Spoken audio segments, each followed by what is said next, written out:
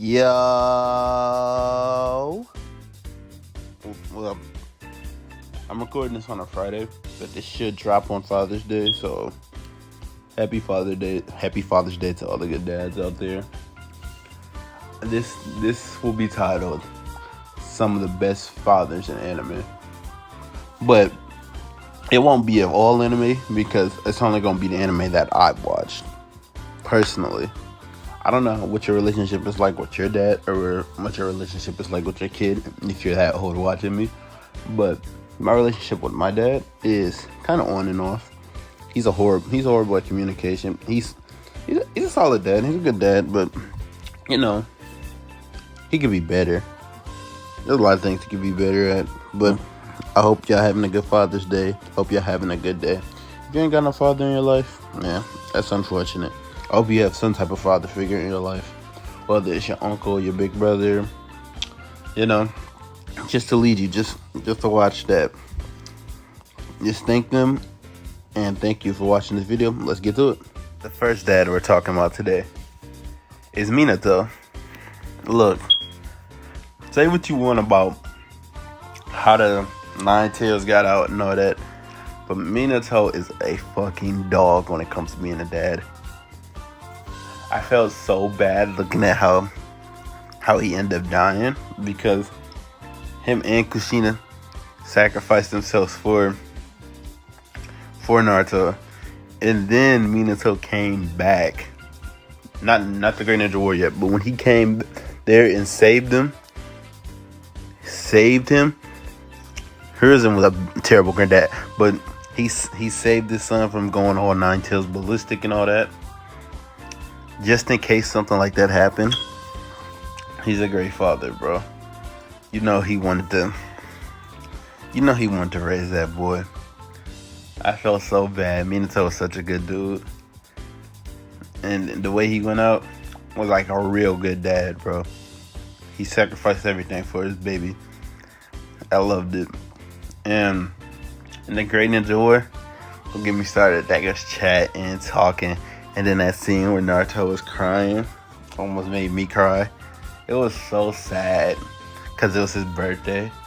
And he had to say goodbye to his dad. His dad looked sad and happy and was proud of him. But man, Minato did a lot for his son. Even though he died, he even helped him in the afterlife. And he even helped him when he came back from the Great Ninja War. So all I gotta say is Minato's a great dad. Mace Hughes, the GOAT, bro. They really killed my boy, but bro, he always talked about his family. He was a family man to the very end. He had the picture in his hand when he died of his wife and daughter. It was some sad shit, bro. Some sad shit, man. It always makes me feel bad every time I think about the scene of him just gone, bro. Just gone. Because it's like, man, there was so much more to him. Him expressing how much he loved his family, his wife and his daughter. Like, you could tell he genuinely cared about his about his kids. I mean, his daughter. He only had one. But, man, it was amazing.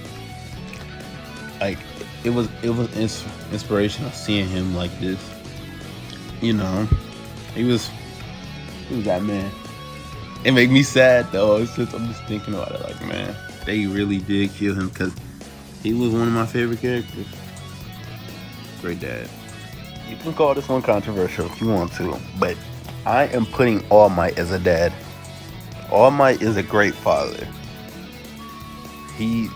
It seems more like a student dynamic, but basically All Might was inspired by Midoriya when he seen him and all that courage he had. But he vowed to Midoriya's mother that he would take care of Midoriya. And look, I don't know who Midoriya's dad is, and I don't know if they revealed it in the manga. I don't read the manga. I only watch the anime. But All Might All Might teaches Midoriya a lot. I know some more teacher-student dynamic, but without All Might, there wouldn't be no Midoriya at all. Midoriya wouldn't be no hero. He wouldn't aspire to be no hero or nothing like that. The lessons that All Might get from, he really cared from like a genuine dad. That's what I get from it. That standpoint of being a great father. Even though he's not his real dad, he's a dad to me. No. I mean, he's a dad to, like, from my point of view, and he's done a great job of raising Midoriya really well. Even if they haven't known each other for like an ultra long time, I think he's done a really good job, and I've enjoyed it a lot. All right, the next person is Byakuga from Dr. Stone, Senku's father. This man supported Senku so much to the point where he did his thing, bro. He supported Senku to the very end. Even when he was recording those voice notes and all that, he recorded it for Senku just so he can hear it. Let that lady sing. They listen to the music and all that, and he believed him to the very end because he knew that he could be able to do anything. He knew that his son was him for real. But no, without him, Senku wouldn't be nothing. Senku would still be pretty smart, but he betted all his marbles on him. He supported him all the way through. He was a very supportive father, and he definitely deserves to be called one of the best fathers in all of anime. Of what I've seen, I really appreciated him and how much love he showed to Senku. He was a supportive dad all the way to the very end. I know I might be repeating myself, but if you watched the show or you read the manga, you know how supportive this man was.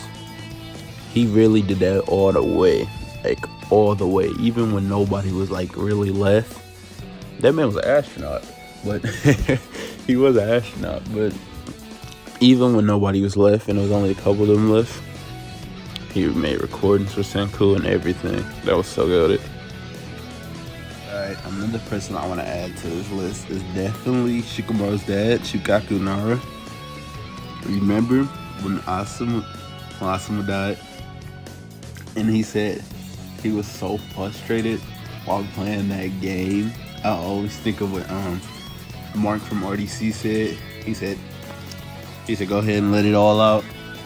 And oh my god, that scene is so cold every time. He just flipped. He said he'll pick up the pieces for him. He flipped the whole thing and was crying so hard, bro. Oh my god. He was a good dad. Even when he said goodbye to Shikamaru in that Great Ninja War, I was like, damn, that was sad. But that scene was so underrated to the point where I feel like he really deserves to be on this list for me, personally. I know I'm about to put some honorable mentions in here in a minute, but I feel like he really deserved to be on here. He was a really good dad to Shikamaru, and he's intelligent. For some honorable mentions, we got Spirit, Albrin, I consider Askeladd somewhat of a dad, but I can only put him in honorable mentions, bro. he did kill Thorfinn's real dad, so he killed Thor's, bro, but he did teach him so many lessons, and he told him to live without him. He had to learn how to live without him. He had to remove that hate. I'll definitely put Edward Newgate, aka Whitebeard, on here. Enshin Korizaki for another honorable mention. I can't believe he had a thing that much hidden, but I don't know what happens after, because I finished like 366 episodes of it. I haven't started it when it recently came back out in 2022, but I felt like he was a really good father. That I just want to make sure they get their love and their recognition, because a lot of these dads are really good dads. Another one is Lloyd Frigger, because I think he's coming along, but I think later down the line he can actually make this list for me personally, but I think he's definitely coming along. And last but not least, Joseph Joestar.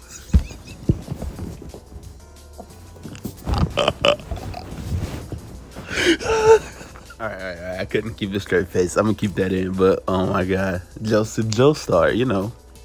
The man. He had his daughter, and she was a good mom. She was a good. Psych. Are we serious right now? He was not making this list. I was looking at these lists and looking at these people, and I was like, Joseph. Did they completely forget that he forgot about Josuke? I was like, he's not making this list, bro. He is not a top 10 dad to me at all. I don't even think he's top 20. But he forgot about his kid. He literally forgot about a whole kid. He knocked the girl down and forgot about his kid. Shit's insane. It couldn't be me. All right. Let's get on to the serious part. All right, last but not least is Thors from Vinland Saga. Even though it was a short stint of him, I feel like Thors is such a great dad because he dropped all his violence and all that just so he can protect his family. And Thors was a great dad, bro.